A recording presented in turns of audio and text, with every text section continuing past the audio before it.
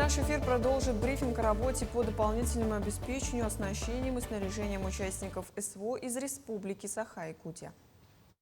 Оперативный штаб республики продолжает работу по дополнительному обеспечению снаряжением и оснащением участников специальной военной операции от Республики Саха-Якутия. На прошлой неделе состоялся очередной этап отправки гуманитарной помощи участников специальной военной операции. Были переданы адресные посылки, гуманитарная помощь, транспортные средства, автомобиль ГАЗ-66 переданы общественной организации «Зов Севера», город Нерюнгри. Квадроцикл переданный администрации муниципального образования Оленёкский район. Микроавтобус ПАС переданный спортивной школы Олимпийского резерва «Алдан». Территориальные опорные пункты продолжают работу по передаче военнослужащим гуманитарной помощи адресных посылок. Помимо основных мероприятий, опорные пункты республики активно занимаются сбором обратной связи от подразделений, действующих в условиях специальной военной операции. Получаемые отзывы позволяют оперативно оценивать качество поставленной техники и оборудования местного производства, выявить слабые места и разработать рекомендации по их устранению. Это позволяет своевременно вносить изменения и проводить необходимые доработки продукции, обеспечивая ее максимальную пригодность и функциональность в реальных условиях эксплуатации. Мероприятия по дополнительному обеспечению участников специальной военной операции снаряжением и оснащением продолжаются. Далее новости в студии Дарья Короленкова. Здравствуйте. Вначале коротко о темах к этому часу. 40 грузовых рейсов со стройматериалами направятся в Мемиконский район Якутии для восстановления после паводка. Как продвигаются восстановительные работы в регионе, узнаем подробности. Новые спортивные площадки и беговые дорожки появятся в обновленном парке села Бараконцы. Узнаем, как продвигается благоустройство и когда жители смогут оценить результаты. Крым и Якутия укрепляют культурные связи. 16 книг, включая работы известных крымских авторов, пополнили фонд Национальной библиотеки Якутии. Спасатели готовятся эвакуировать 2 туристов с горы Победы в Момском районе Якутии. Женщины получили травмы ног при срыве во время восхождения на ледник. Иннокентий Андросов, начальник службы спасения Якутии, сообщил, что группа из 8 человек поднималась по леднику в связках по 4 человека. В результате срыва одной из участниц пострадали 3. Одну туристку с травмами головы и груди удалось эвакуировать ночью, остальных 2 планируется вывести сегодня вертолетом Ми-8. Спасательная операция осложняется сложными погодными условиями и опасным рельефом местности. Один из пострадавших в ДТП на территории ГОК-Денисовский в Нерюнгринском районе Якутии находится в крайне тяжелом состоянии. Второй в состоянии средней тяжести. Об этом сообщает пресс-служба Минздрава Республики. Заместитель председателя правительства Якутии Георгий Степанов и министр здравоохранения Лена Афанасьева по поручению главы региона Айсена Николаева посетили пострадавших в республиканской больнице номер 2 в Нерюнгре. Они осмотрели пациентов, оценили динамику их восстановления и убедились, что им оказывается вся необходимая медицинская помощь. Глава Якутии Айсен Николаев провел заседание комиссии по ЧС, посвященное ликвидации последствий паводка. В пострадавших районах продолжаются восстановительные работы и оценка ущерба. Минтруд Якутии займется выплатой единовременных пособий пострадавшим и окажет адресную помощь малоимущим и социально незащищенным гражданам, потерявшим имущество. В Мемиконском районе начат прием заявок от населения на строительные материалы. Запланирована доставка около 40 грузовых рейсов с материалами для восстановления сил МЧС и службы спасения продолжают работу по ликвидации последствий паводка. На заседании глава отметил хорошую работу Момского района, администрации, лично главу района, а также дал поручение министерствам по ранее выданным своим решениям, а их было 46 поручений. Многие поручения уже выполнены, и некоторые уже находятся на стадии исполнения. Приоритетная задача – это подсчет ущерба, чем занимаются наши коллеги. И это особенно по Аймиконскому району, наиболее пострадавшему, ну и по Абыйскому району. 25 детей из 3 потопленных наслегов Аймиконского района прибыли в лагерь «Энергетик» оздоровительного центра «Сосновый Бор». Ребят разместили в первом корпусе, записали всех в один отряд. Сегодня у них первый день отдыха, поэтому вожатые ознакомили со сверстниками, внутренним распорядком. Лагерь «Энергетик» расположился по Покровскому тракту. Сейчас там проходит смена «Время героев», и активный отдых на природе сочетается с военно-патриотическим воспитанием. Прибыло 25 детей из 3 населенных пунктов: Аймикон, Уснера и Сарданах. И еще ждем 13 детей.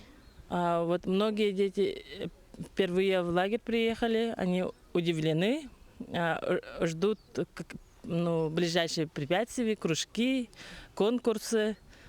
Вот сейчас придумают название отряда, девиз, плакаты рисуют. У них будет первый отряд, первый корпус, и у всех есть единая форма. В июне этого года российские банки выдали 40,5 тысяч льготных ипотечных кредитов на общую сумму 232 миллиарда рублей. Это составляет 62% от общего числа и 80% от общего объема выданных ипотек. В Якутии в июне было выдано 706 льготных ипотек на более 4 миллиардов рублей. Средняя сумма кредита составила 6 миллионов рублей, а средний срок – 259 месяцев. Количество выданных ипотек в республике выросло на 19% по сравнению с маем. В селе Барагонцы в прошлом году было завершено благоустройство парка культуры и отдыха. Данное общественное место пользуется большой популярностью среди жителей Улуса и гостей наслега. Совместно с жителями села путем открытого голосования для участия в региональном конкурсе формирования комфортной городской среды был выбран именно этот объект. В результате заявка прошла конкурсный отбор, где на реализацию объекта было выделено 35 миллионов рублей. Путем открытого аукциона подрядной организацией стал «Транскапитал». Сейчас идет подготовка основ фундамента спортивной площадки и беговой дорожки.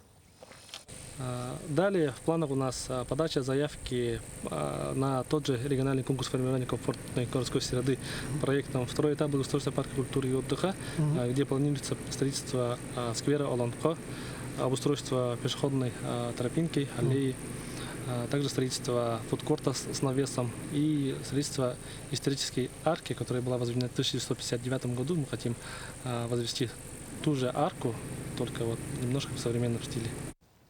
Якутск принял в дар от Республики Крым 16 книг. Событие состоялось в рамках проекта «Я плюс я» Олонхов кино. В апреле этого года якутская делегация в составе из 4 человек посетила полуостров и ознакомила местных жителей с культурой народов Севера. В частности, представители Якутии посетили Центральную библиотеку имени Чехова в Ялте. Там, как отмечают участники проекта, их очень тепло встретили, а гостями мероприятия стали местные поэты и писатели, в том числе сын выдающегося крымского художника Якова Басова, Александр Басов. Он подарил делегации 2 книги отца и репродукцию его картины. Свои экземпляры изданий подарили Якутии и представители Ялтинской библиотеки. А 23 июля дары были переданы в фонд нашей национальной библиотеки. Вот эта вот передача книг библиотеки, она тоже является одним из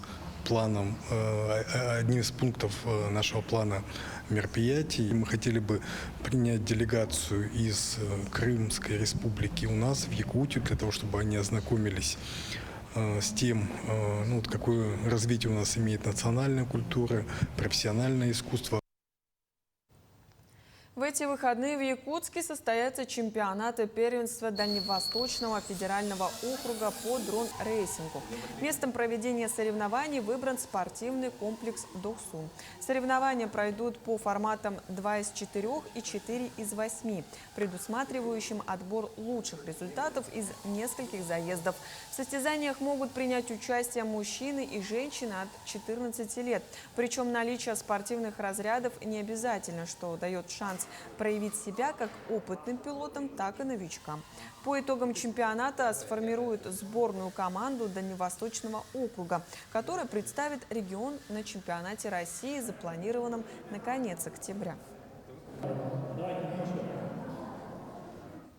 Якутские спортсмены готовы штурмовать пьедестал мирового первенства по масс-рестлингу. В столице региона члены сборной России проходят заключительный этап подготовки к турниру, который стартует 30 июля в Монголии. О готовности и целях якутских атлетов в сюжете Даяны Федоровой.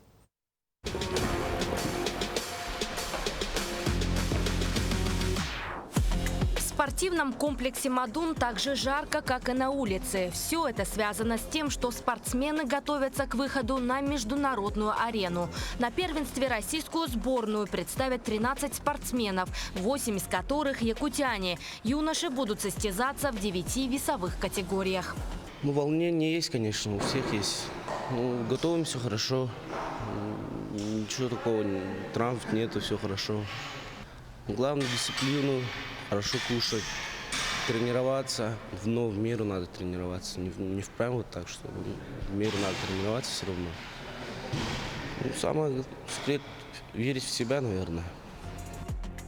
Тренировки включают в себя как силовые упражнения, так и общую физподготовку. Перетянуть удачу на свою сторону решили и представительницы прекрасного пола. Они вступят в схватку в 7 весовых категориях. Подготовка проходит очень хорошо. Я себя оцениваю почти, можно сказать, почти 10 из 10. Еще надо морально подготовиться. Весовая категория до 50 килограмм. Из Монголии будут в моем весовом категории чисто 3 девочки. А так, в общем, нас почти 6 либо 7. Медали мирового первенства на протяжении 3 дней оспорят спортсмены из 43 стран мира. Среди них США, Египет, Замбия, Чехия и Кыргызстан. Якутские маджины готовы к высокой конкуренции и ставят самые высокие цели. Хотим на каждой весовой категории занять 1 место. У ребят тоже цель такая большая. Соперников мы не будем, там кто-то слабый, кто-то сильный, да. Ну, основные соперники, наверное, будут из Киргизии. В прошлом году тоже была хорошая конкуренция, в этом году тоже, считаем, будет хорошая конкуренция от команды Киргизии. Якутский вид спорта продолжает набирать популярность по всему миру. Монголия является одной из тех стран, где масс-рестлинг демонстрирует наиболее динамичное развитие. Доказательством этому служит то, что ей доверили проведение первенства и чемпионата мира. Имена победителей и призеров грядущих соревнований станут известны 3 августа. Даяна Федорова, Элита Махно, Якутск. К этому часу это вся актуальная информация. До встречи в эфире.